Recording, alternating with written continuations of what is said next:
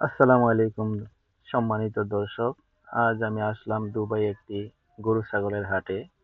অবশ্যই এখানে আমি ছাগলের এখানে যাই নাই, শুধু গরুর এখানে আসছি। এই গরুগুলি প্রথম যে দেখতেছি এগুলোর দাম চাইছিল আপনার 11,500 টাকা কইরা।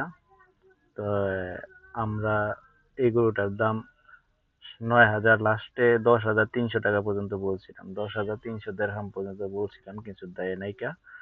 এইগুলার লাইভ ওজন 400 প্লাস, 400 কেজি প্লাস আছে। এই গরুগুলার দাম বলছিল 7,500 টাকা করে, কিন্তু আমরা বলছিলাম 5,500।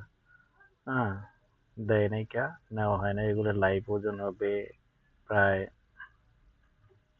100-150 কেজি। এগুলি পাকিস্তানি। 5,500 টাকা করে বলছিলাম, 6,500 টাকা বলছিল। এই গরুটার দাম বলছিল 13,000।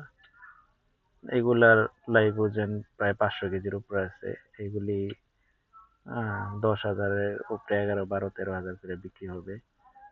এই গরুগুলার দাম চাইছিল 14,000 টাকা করে, আমরা বলছিলাম 9,500। দেয় নাই, 13,000-এর কম দিব না। লাইভ ওজন হবে প্রায় 200 কেজি, 600 কেজি এরকম। এগুলা ছোট গরু, এগুলার দাম বলছিল 7,500, 9,500 এরকম।